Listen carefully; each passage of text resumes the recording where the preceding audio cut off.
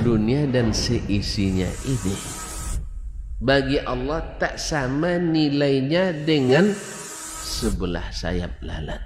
Barang siapa yang beramal untuk akhiratnya, Allah akan cukupkan baginya urusan dunia. Sayati zamanun 'alan nasi as-sabiru fihim qalqabit al-jamarah. Akan ada satu masa di akhir zaman yang berpegang teguh dengan agamanya seperti orang yang sedang memegang bara api.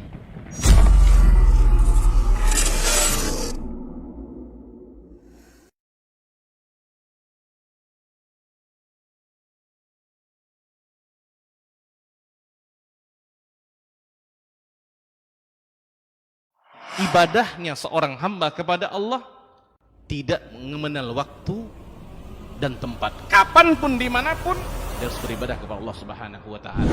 Harga diri seorang mukmin itu di sisi Allah lebih besar daripada kehormatan Ka'bah sendiri.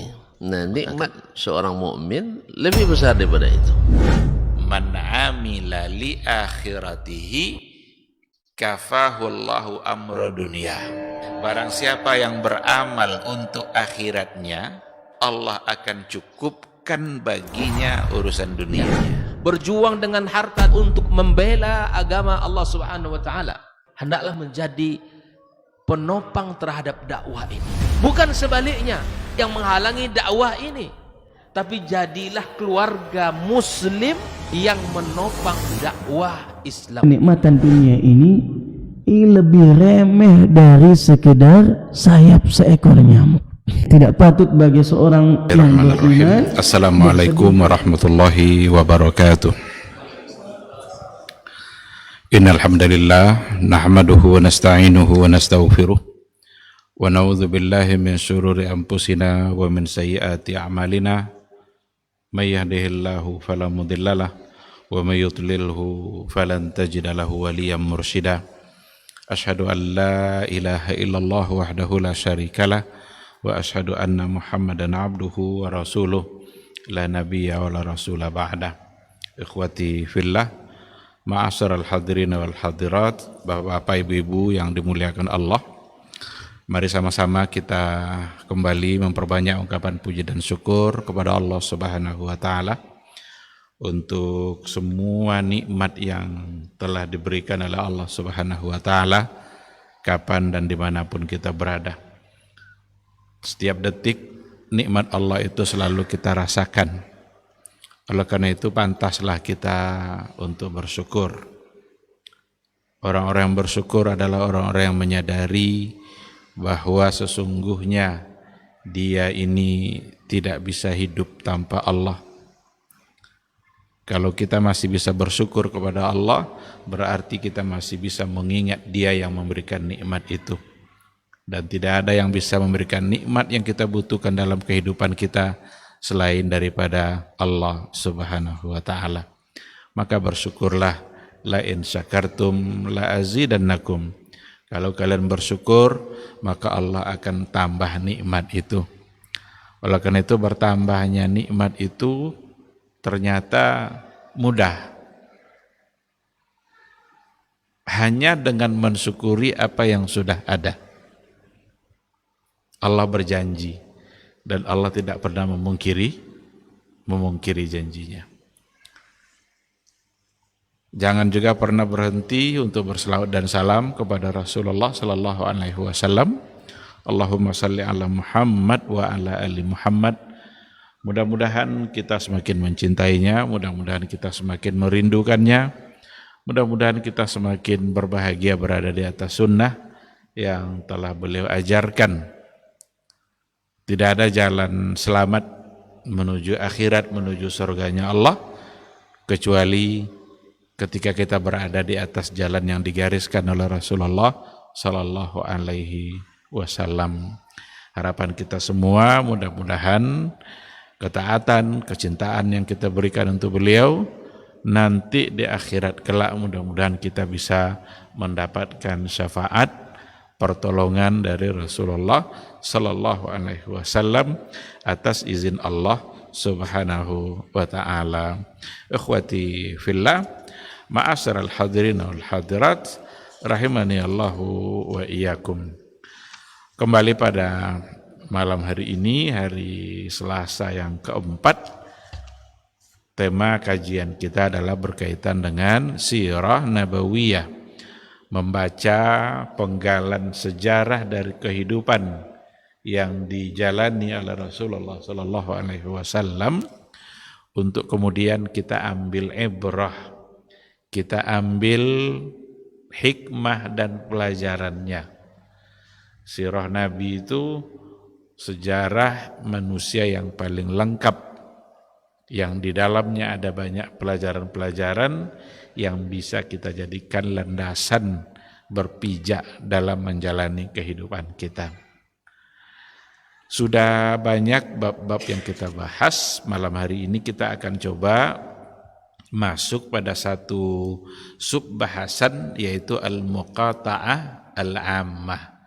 Muqata'ah ammah itu artinya pemutusan hubungan secara umum oleh orang-orang Quraisy jahiliyah dengan Nabi Muhammad dan orang-orang yang mengikuti ajarannya. Orang juga mengartikan dengan embargo. Umpamanya satu negara diembargo oleh Amerika umpamanya. Embargo ekonomi.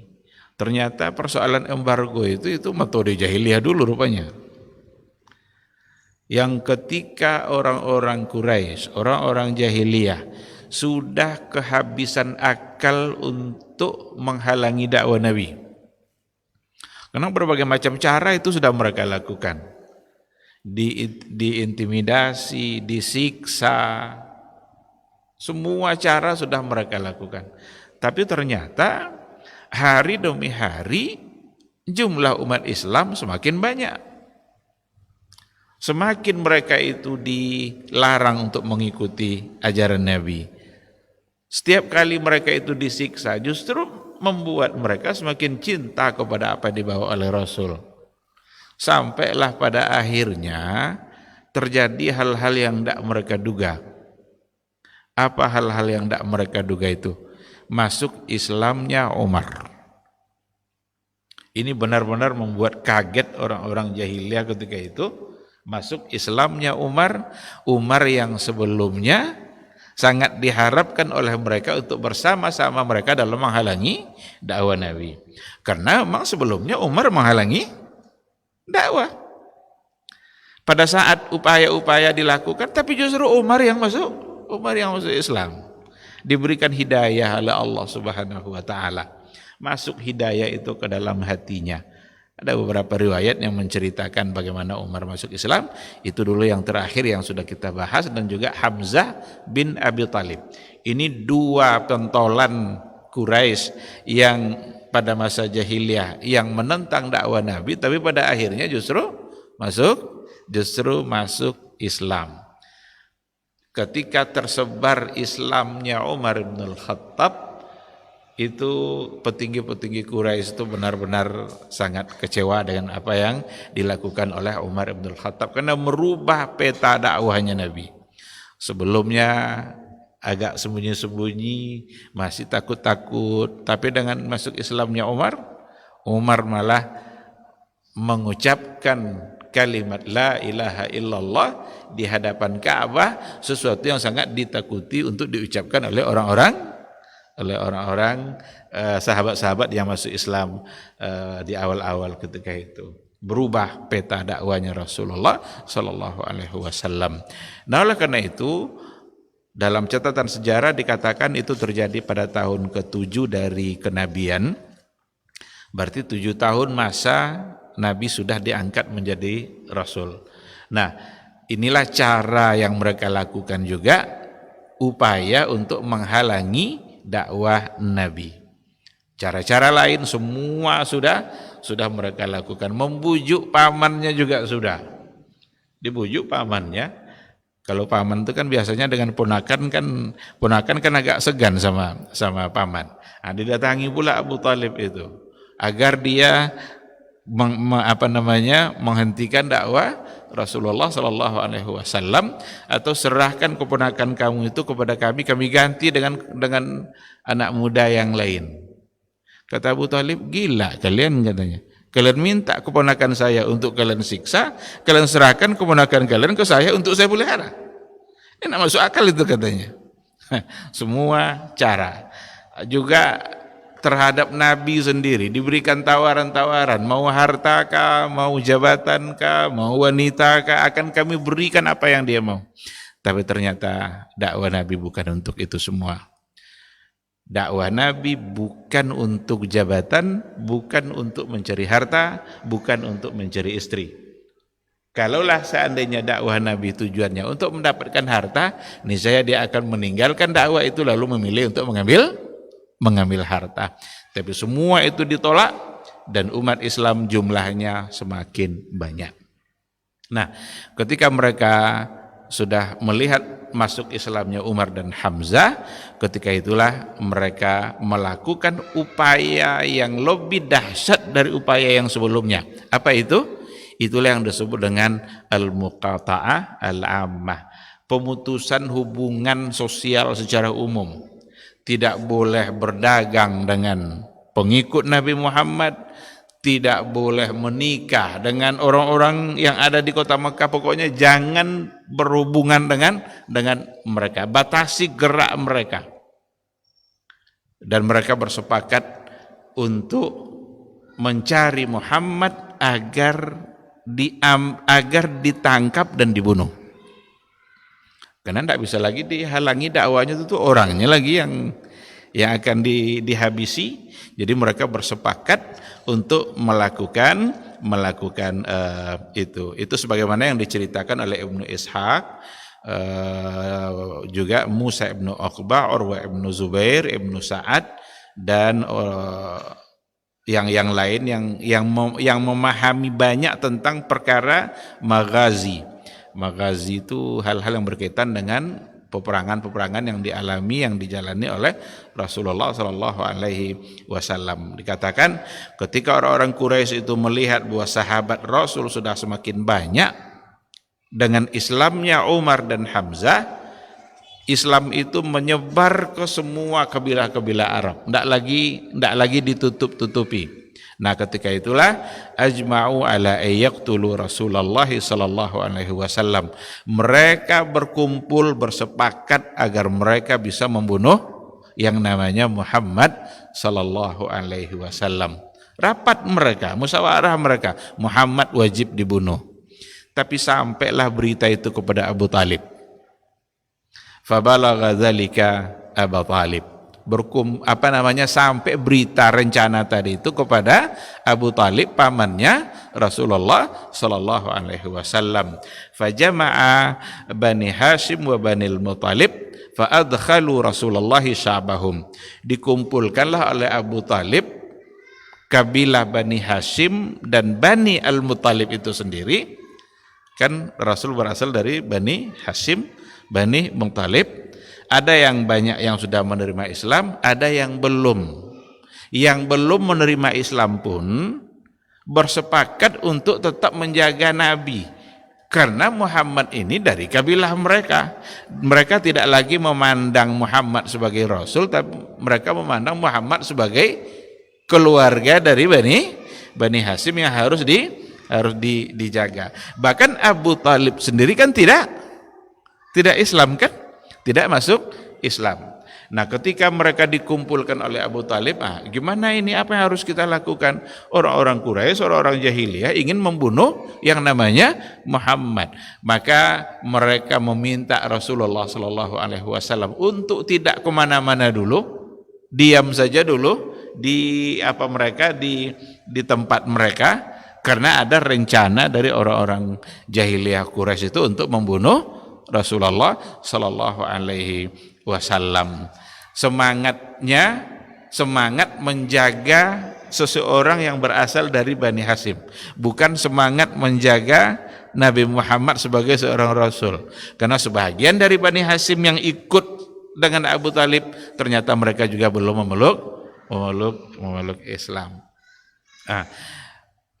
Dengan demikian apa yang direncanakan oleh orang-orang jahiliyah Quraisy ketika itu tidak berhasil karena Nabi Muhammad SAW sudah mereka bawa ke satu tempat di mana mereka meminta Nabi untuk tidak dulu berkomunikasi, untuk tidak kemana-mana agar rencana mereka untuk membunuh Nabi Muhammad itu tidak terlaksana.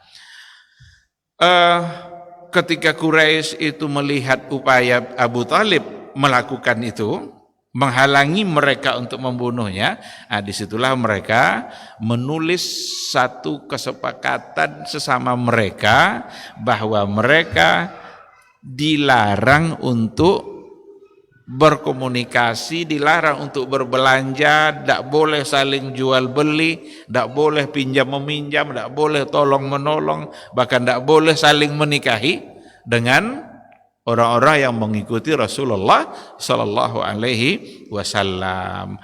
Ditulislah itu dalam satu bentuk tulisan yang ditempelkan, digantungkan di dinding Ka'bah.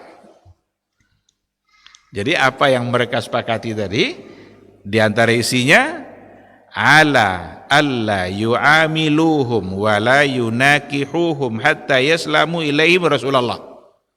Tidak boleh bermuamalah dengan mereka, tidak boleh menikahkan anak-anak mereka kepada orang-orang yang sudah menerima itu, khususnya pada Bani Hashim dan Bani Muthalib, hatta yaslamu ilaihim Rasulullah, sampai mereka itu menyerahkan Rasul kepada mereka. Ditulis dan itu diletakkan di Ka'bah agar orang tahu semua. Di sini dikatakan fa fa'alu dzalika wa 'allaqu as-sahifa fi jawfil Ka'bah. Mereka melakukan itu dan mereka gantungkan lembaran tadi di Ka'bah. Yang menulisnya namanya adalah Mansur ibn Ikrimah. Mansur ibn Ikrimah yang menulis kesepakatan tadi dan didoakan keburukan oleh Nabi untuk Mansur ibn Ikrimah. Maka dikatakan fasullat ba'du asabihi, lumpuh jari-jarinya. Jadi yang namanya Mansur bin Ikrimah yang menulis kesepakatan tadi dari kalangan jahiliyah didoakan oleh Nabi agar mendapatkan ganjaran dari pekerjaannya. Da'a alaihi Rasul. Kalau da'a alaihi berarti mendoakan kebaikan, mendoakan keburukan, afwan. Maka dalam catatan sejarah dikatakan tangannya Mansur ibn Ikrimah itu menjadi lumpuh, tidak bisa bergerak lagi. Ada yang mengatakan Mansur ibn Ikrimah, ada yang mengatakan Nadar ibn Haris, ada pula yang mengatakan Talha ibnu Abi Talha. Dan itu mulai terjadinya pada tahun yang ke-7 dari Mab'as. Tahun ke-7 dari dibangkit atau diutusnya Rasulullah Sallallahu Alaihi Wasallam. Embargo itu atau pemutusan hubungan sosial seperti tadi itu berlangsung kira-kira 2 atau sampai 3 tahun lamanya. Mereka ke pasar, kalau mau berbelanja tidak ada yang mau menjual. Kalau mau membeli makanan, tidak ada yang mau menjual. Lalu mereka mau makan apa? Kalau berbelanja mau membeli pakaian, mereka tidak ada yang mau menjual kepada orang-orang yang bersama Nabi Muhammad, bahkan bersama Bani Hashim dan Bani Al-Muthalib. Inilah yang dirasakan oleh Rasulullah SAW bersama para sahabat-sahabatnya, kesulitan yang luar biasa dalam menjalani kehidupan karena mereka diembargo oleh orang-orang Quraisy, orang-orang jahiliyah. Bahkan satu ketika dalam riwayat dikatakan ketika datang datang kafilah dagang dari Syam ke kota Mekah, tiba-tiba Abu Lahab berdiri di tengah-tengah pedagang di kota Mekah itu. Apa kata Abu Lahab? Ya ma'syarat tujjar, wahai para pedagang. Jadi ini pesannya Abu Lahab kepada para pedagang itu, wahai para pedagang, ghalu ala ashabi Muhammad. Kalau kalian ingin menjual sesuatu kepada Nabi Muhammad dan sahabat-sahabatnya, tolong tinggikan harganya, naikkan harganya setinggi-tingginya. Ini pesannya. Hatta la yudriku ma'akum syai'a. Supaya mereka tidak mendapatkan apa-apa yang dari kalian jual itu. Jadi tinggikan harganya, naikkan. Berlipat-lipat kali naikkan. Faqad alimtum mali wa wafa azimmati. Kalian sudah tahu kan berapa banyak harta saya dan betapa saya ini menepati janji saya. Seandainya nanti barang-barang kalian tidak ada yang membeli, tidak laku karena dinaikkan itu, fa ana dhaminun alla khasara alaikum. Saya yang akan menjamin bahwa tidak akan ada yang rugi di antara kalian satu orang pun.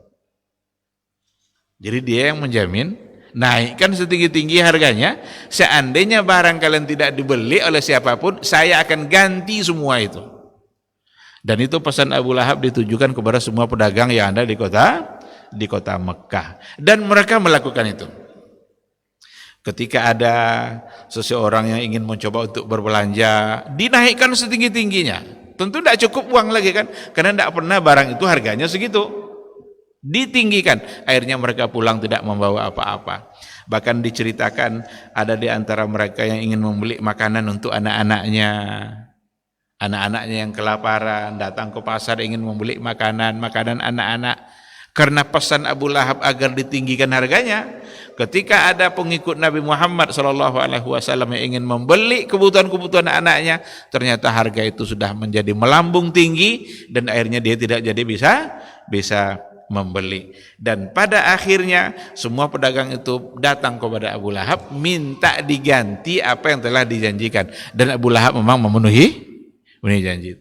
Karena tujuannya memang supaya orang-orang yang telah masuk Islam dan mengikuti Nabi Muhammad mengalami kesulitan dalam menjalani hidupnya, tidak bisa makan, tidak bisa membeli pakaian, tidak bisa membeli kebutuhan-kebutuhan yang lain.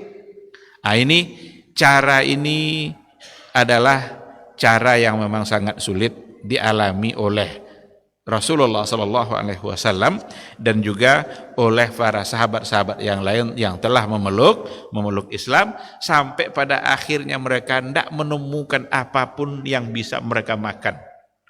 Apa aja yang bisa dimakan, bahkan ada di antara mereka yang memakan rumput sebagaimana layaknya onta mereka yang juga memakan rumput. Pergi mereka ke bukit, ke kaki-kaki bukit itu untuk mencari apa yang bisa mereka makan, tapi karena tidak ada, maka mereka memakan dedaunan, memakan rumput dan lain sebagainya. Yang penting ada yang bisa dimakan. Diceritakanlah oleh Sa'ad bin Abi Waqqas, satu riwayat dikatakan Sa'ad bin Abi Waqqas bilang begini, laqad ju'tu hatta anni wati'tu zata laila ala syai'in.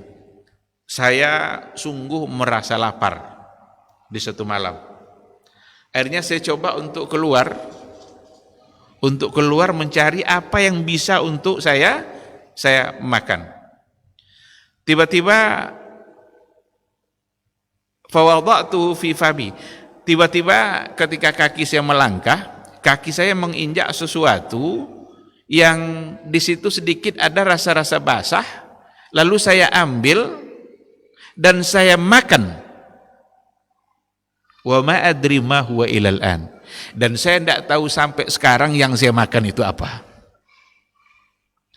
Jadi merasa lapar di malam hari, mencoba untuk keluar, tidak ada yang bisa dimakan, tiba-tiba terinjak sesuatu yang sedikit agak lembut dan basah. Nah, ini mungkinlah sesuatu yang lembut berarti bisa dikunyah. Diambil oleh dia sesuatu itu, lalu dimasukkan ke mulutnya, dan kata Sa'ad bin Abi Waqqas saat dia menceritakan itu ke kawan-kawannya, ma adri ma huwa ilal an. Apa yang saya masukkan ke mulut saya itu tidak tahu saya sampai sekarang itu apa. Yang penting sudah masuk ke dalam mulut. Nah, begitulah sulitnya mereka untuk mendapatkan apa yang bisa mereka makan. Ada lagi dalam satu riwayat, ini juga Sa'ad, kala saya bersama Rasulullah SAW di Mekah, dan ini pada masa embargo ini, pada masa pemutusan hubungan sosial ini. Fakharajtu minal laili abul. Saya keluar di malam hari untuk pipis, untuk buang air. Fa idzan ana asma' ka'ata syai'in. Pada saat saya pipis itu, pipis saya jatuh, saya mendengarkan sesuatu pada tempat jatuhnya pipis saya itu. Berarti pipis saya menimpa sesuatu yang barangkali bisa untuk dimakan. Lalu kata beliau, fa nazartu fa iza qit'ata jildi ba'ir. Saya tengok, ini apa ini? Pipis saya jatuh kemana ini? Kok ada bunyi-bunyi agak lain? Ternyata itu adalah qit'ata jildi ba'ir. Itu sepotong kulit onta. Jadi sepotong dari kulit onta. Fa akhaztuha fa ghasaltuha. Saya ambil lalu saya cuci. Tsumma ahraqtuha, kemudian saya bakar. Jadi diambil, dicuci karena sudah kena oleh pipis. Fa ghasaltuha, saya cuci, kemudian saya bakar. Dan ketika saya bakar, saya masukkan ke dalam gelas, lalu saya siramkan ke dalamnya air. Fasyaribtu 'alaihal ma'. Saya makan itu, lalu saya minum. Faqawitu 'alaiha thalasan. Itu bisa membuat saya menjadi kuat untuk tiga hari. Ini diantara riwayat-riwayat yang menceritakan betapa sulitnya mereka menghadapi masa-masa al-muqata'ah al-ammah. Sulit sekali, tidak ada yang bisa dimakan, tidak ada pakaian yang bisa untuk dibeli, karena pasar sudah ditutup untuk orang-orang yang sudah masuk Islam. Pasar seolah-olah tidak punya hak bagi orang-orang yang sudah mengikuti ajaran Rasulullah Sallallahu Alaihi Wasallam. Dan Abu Lahab pun meminta untuk dinaikkan harganya, sehingga Abu Lahab lah yang akan mengganti kerugian itu semua bagi para pedagang yang ada di kota Mekah. Ada banyak riwayat tentu saja yang menceritakan bagaimana mereka sangat mendapatkan kesulitan di dalam menghadapi masa-masa itu, masa-masa kelaparan disebabkan oleh embargo. Tetapi pada akhirnya apa yang tertulis di Ka'bah tadi itu dimakan oleh rayap, sehingga hilang. Kalau sudah dimakan berarti hilang tulisannya. Kalau hilang tulisannya berarti kesepakatan sudah berakhir. Selagi ada tulisan itu di Ka'bah, maka selama itu pula mereka akan mendapatkan tentangan seperti itu. Ketika dimakan oleh rayap, ada yang mengatakan begini, dalam satu riwayat dikatakan karena di situ juga ada tertulis lafaz Allah, ada yang mengatakan bahwa yang tidak dimakan oleh rayap itu hanya lafaz Allah itu. Ada dikatakan di buku ini riwayat yang menceritakan seperti itu. Tetapi memang ada beberapa riwayat yang sepertinya bertentangan, karena ada di antaranya sampai lafaz Allah pun ketika itu tidak ada lagi, karena menurut sebagian ahli Allah pun tidak ingin namanya digandengkan dalam sesuatu yang tidak baik sampai lafaz itu pun dimakan. Jadi ada dua versi lah gitu yang menyatakan apakah masih tersisa lafaz Allah atau tidak. Tapi yang jelas apa yang tertulis bahwa mereka tidak akan bermuamalah, tidak akan saling menikahkannya, maka itu semua sudah terhapus, dan dengan demikian berakhirlah masa embargo. Diperkirakan lebih kurang 2 atau 3 tahun masa sulit itu. Tetapi Rasulullah Shallallahu Alaihi Wasallam menunjukkan tekadnya dalam dakwah, dalam menyebarkan agama. Meskipun masa sulit, masa-masa mereka tidak boleh berbelanja, masa-masa mereka sulit untuk makan, tetapi Rasulullah Shallallahu Alaihi Wasallam dalam riwayat dikatakan meskipun kondisi seperti itu, tapi kesempatan-kesempatan yang ada di hadapan Nabi untuk berdakwah, Nabi tetap menggunakan kesempatan itu untuk menyampaikan syariat Islam, untuk menyampaikan ajaran yang datang dari Allah Subhanahu wa taala, karena itu adalah amanah yang memang harus dia emban. Apa contohnya? Pada musim haji, jadi pada musim haji itu kan berdatangan orang-orang dari luar Mekah. Haji itu kan sudah ada dari masa yang sebelumnya. Karena peristiwa haji sudah ada daripada masa Nabi Ibrahim alaihissalam. Seperti yang kita bahas pada pertemuan yang sebelumnya ketika kita bicara ibadah kurban. Jadi mereka yang datang itu, Nabi Muhammad SAW tetap menyempatkan untuk menyebarkan syiar Islam itu kepada orang-orang yang datang itu. Padahal dalam kondisi yang sangat sulit. Nah, ini nampaknya memang ini pelajaran ini bagi para dai, bagi para mubalik, bagi para ulama. Tidak ada sebenarnya alasan yang bisa menghalangi untuk menyampaikan Islam. Seberat apapun tantangan yang dihadapi, namun Islam tetap harus disampaikan. Barangkali tidak ada orang yang menghadapi kesulitan hari ini sebagaimana yang dihadapi oleh Rasulullah Sallallahu Alaihi Wasallam. Jadi berhenti berdakwah karena masalah ekonomi itu nampaknya tidak dapat diterima ini. Berdasarkan perjalanan sejarah Nabi Sallallahu Alaihi Wasallam, justru kesulitan ekonomi yang dihadapi oleh Nabi ketika itu tidak menyurutkan, tidak menghilangkan semangatnya untuk tetap menemui orang-orang yang datang ke kota Mekah. Siapa tahu di antara mereka ada yang siap untuk menerima Islam. Dan itulah yang dilakukan oleh Rasulullah Sallallahu Alaihi Wasallam. Amanah dakwah yang diemban oleh Nabi tidak terhalang oleh apapun. Nah, berarti apa yang diinginkan oleh orang Quraisy dengan muqata'ah agar Nabi berhenti berdakwah berarti juga gagal. Lagi-lagi mengalami kegagalan, karena yang mereka inginkan adalah agar Nabi menghentikan dakwahnya, tetapi ternyata Nabi tetap menjalankan fungsinya sebagai seorang dai, sebagai seorang rasul yang membawa risalah untuk disampaikan kepada orang-orang yang masuk dan datang ke kota Mekah.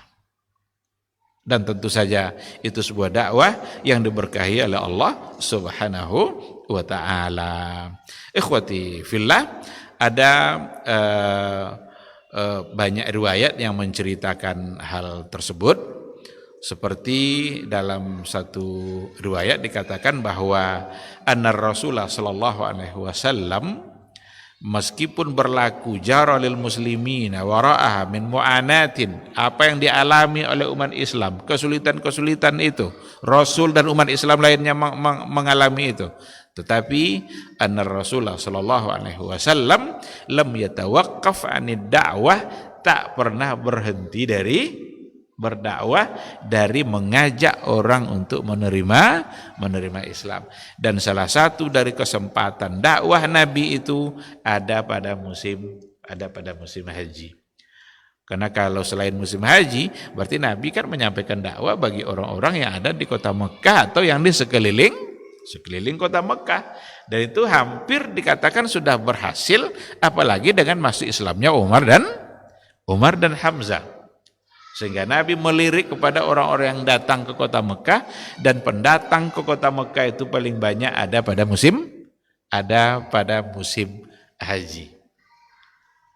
Itulah kesempatan Nabi. Dulu orang-orang jahiliyah kalau mereka melakukan ibadah haji itu dengan cara-cara mereka sendiri yang sudah tidak lagi benar. Seperti mereka tawaf dengan tidak berpakaian. Maka ketika Nabi mengerjakan ibadah haji pada haji wada itu, Nabi mengatakan tidak ada lagi yang ikut haji pada tahun ini musyrik. Berarti tidak boleh haji orang musyrik manapun pada tahun Nabi ikut haji wada. Tapi pada waktu sebelumnya kan sudah ada juga kan ibadah haji. Mereka masih bisa tawaf. Pada saat Nabi melakukan haji wada, Nabi mengatakan tidak ada orang musyrik satupun yang boleh untuk haji. Kenapa demikian? Karena Nabi ada di situ.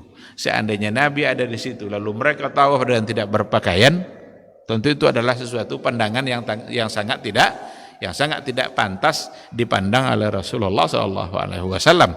Apalagi ketika itu Mekah sudah ditaklukkan, Fathu Makkah sudah terjadi, dan berarti Nabi sudah menguasai bukan hanya Madinah, tapi juga menguasai kota Mekah.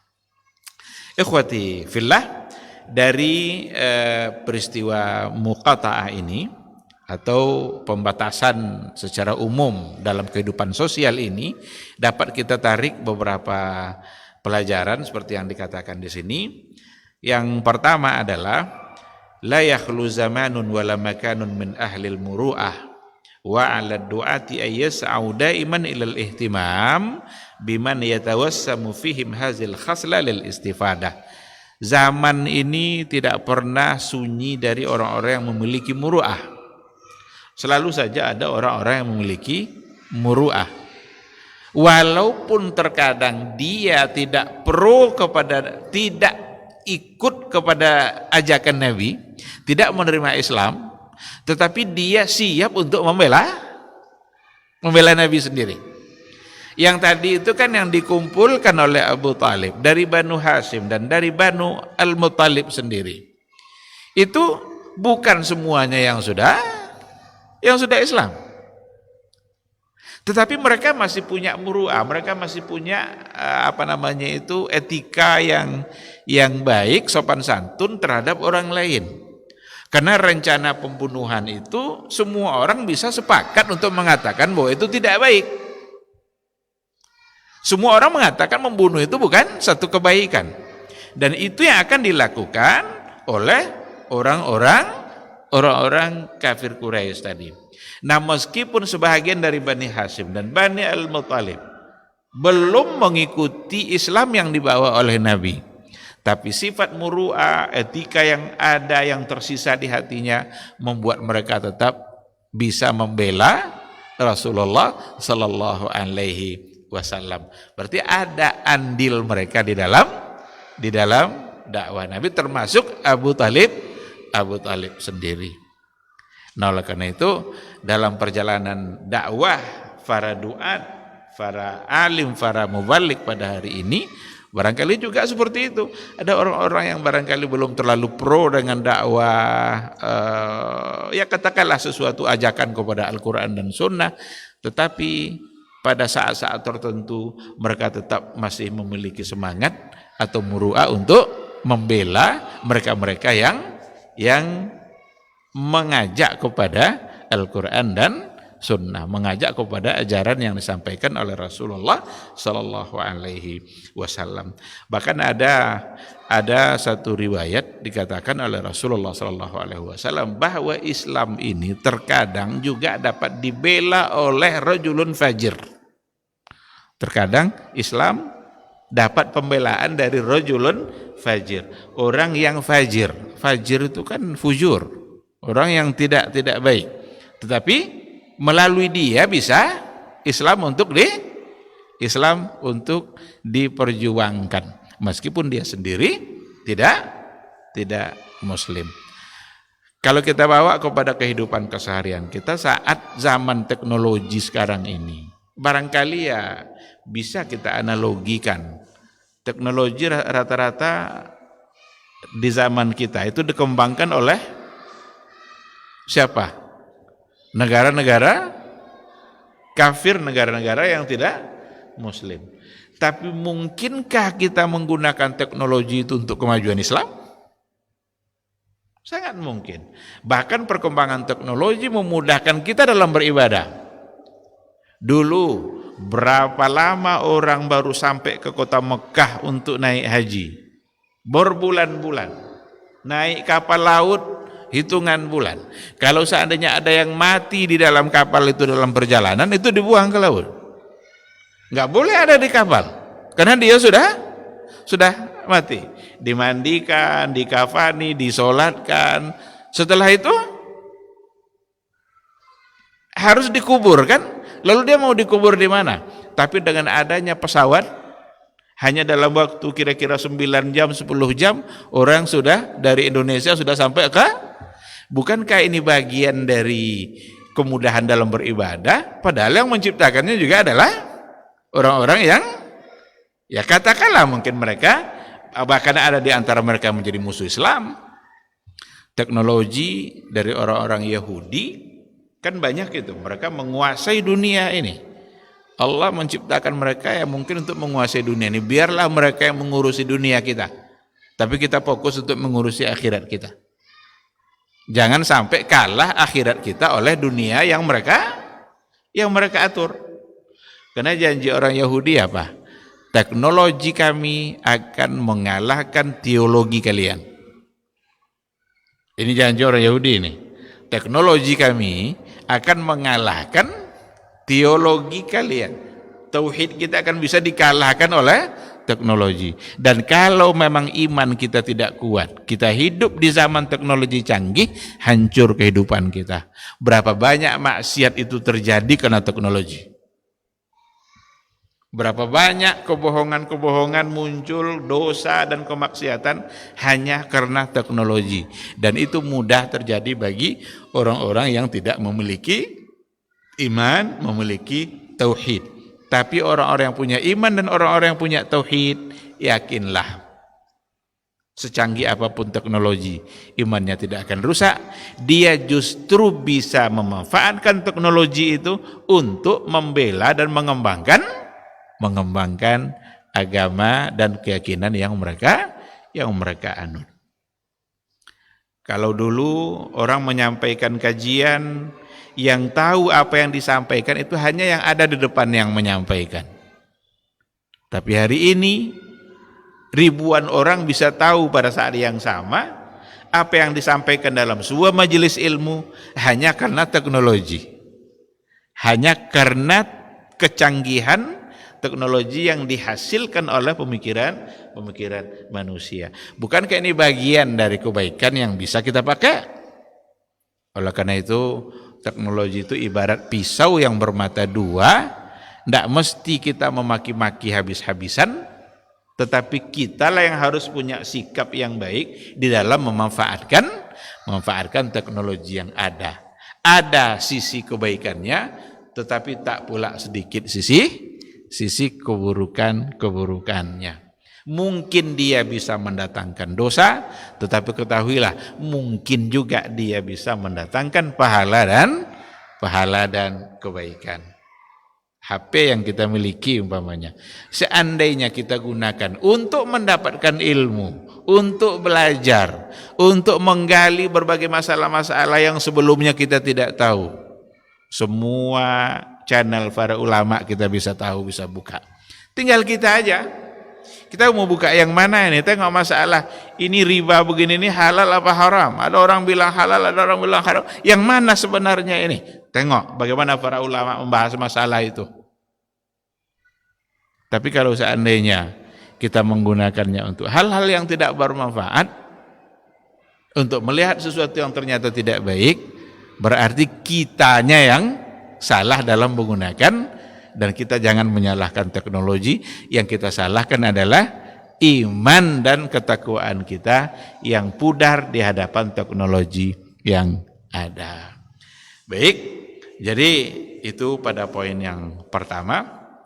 Yang kedua, inna a'da Allahi fi kulli zamanin wa makan yalja'una ila istikhdami silahin li muharabati du'at. Sesungguhnya musuh-musuh Allah dalam setiap masa, musuh-musuh Allah dalam setiap masa, mereka selalu mencari cara-cara dan menjadikan persoalan ekonomi ini sebagai senjata untuk membungkam para duat. Jadi kalau ada orang hari ini, kalau seandainya dia menyebarkan agama, menyebarkan syariat-syariat Islam, lalu dituduhkan hal-hal yang tidak baik, kemudian rekeningnya dibekukan dan lain sebagainya, ini berarti memanfaatkan sisi ekonomi untuk membungkam kebaikan. Dari itu juga adalah dulu yang dilakukan oleh orang-orang Quraisy, oleh orang-orang jahiliyah pada masa Rasulullah sallallahu alaihi wasallam, ketika mereka mengambil sisi ini sebagai cara untuk menghalangi dakwahnya Rasul. Dari sisi ekonomi, dimatikan ekonominya, dihalangi untuk bermuamalah, tidak boleh berjual beli. Ternyata itu semua adalah merupakan uslub yattafiqu alaihil musyrikuna wal munafiqun. Itu uslub, itu cara yang dulu juga sudah dilakukan oleh orang-orang musyrik dan orang-orang munafik dalam menghadapi dakwahnya Rasulullah sallallahu alaihi wasallam. Dikiranya Nabi akan berhenti dalam persoalan dakwah dikarenakan oleh ekonomi yang lemah. Tapi ternyata Nabi tetap saja menggunakan kesempatan-kesempatan waktunya untuk menyampaikan Islam kepada orang-orang yang datang ke kota Mekah ataupun kepada penduduk Mekah dan kabilah-kabilah yang ada di Mekah itu sendiri. Juga dikatakan bahwa ma asabar rasulu inna ma asabar rasulullah sallallahu alaihi wasallam min ibtilaat, apa yang telah dialami musibah oleh Rasulullah sallallahu alaihi wasallam itu azaun likulli mu'min fi ma yusibu fi hadhil hayah. Itu semacam kesedihan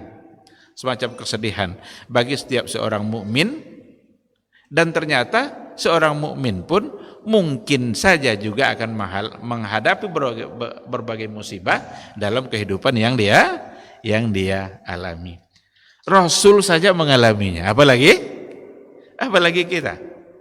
Oleh karena itu apa yang dialami oleh Nabi kita jadikan sebagai pelajaran bahwa ternyata iman yang kita miliki memang harus diuji.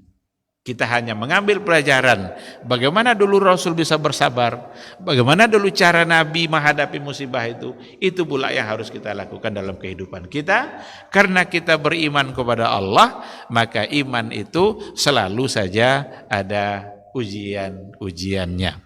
Tidak ada iman yang tidak ada ujian. Setiap orang beriman maka akan diuji. Ahasiban nasu ayyutraku ayyaqulu amanna wahum la yuftanun. Apakah manusia itu mengira mereka dibiarkan saja untuk mengatakan kami beriman, wahum la yuftanun, padahal mereka tidak diuji? Tidak mungkin mereka dibiarkan saja mengucapkan kata iman tanpa mereka itu diuji. Oleh karena itu diuji itu soal biasa. Yang penting adalah bagaimana cara menghadapi ujian dan musibah yang datang dari Allah Subhanahu wa taala. Yakinlah semua itu datang dari Allah, dan yang datang dari Allah semuanya pasti baik, dan inilah yang diyakini oleh Rasulullah sallallahu alaihi wasallam. Baik ikhwati fillah, ma'asyiral hadirin wal hadirat rahimani Allah wa iyyakum. Ini mungkin yang bisa kita bahas pada malam hari ini, salah satu dari penggalan sejarah kehidupan Rasulullah sallallahu alaihi wasallam. Mudah-mudahan dengan memahami ini kita semakin kuat iman kita dalam menghadapi musibah apapun, karena semua datang dari Allah, dan yang datang dari Allah di dalamnya pasti ada baik. Mungkin sekarang kita tahu, mungkin nanti kita baru mengetahui kebaikan yang datang melalui musibah yang diberikan oleh Allah Subhanahu wa taala. Terima kasih, kita tutup dengan doa kafaratul majlis. Subhanakallahumma bihamdika asyhadu an la ilaha illa anta astaghfiruka wa atubu ilaik. Wassalamualaikum warahmatullahi wabarakatuh.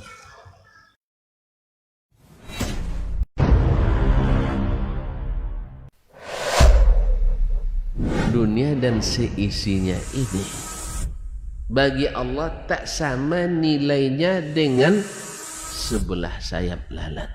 Barang siapa yang beramal untuk akhiratnya, Allah akan cukupkan baginya urusan dunia. Sayati zamanun 'alan nasi as-sabiru fihim qalqabit al-jamarah. Akan ada satu masa di akhir zaman yang berpegang teguh dengan agamanya seperti orang yang sedang memegang bara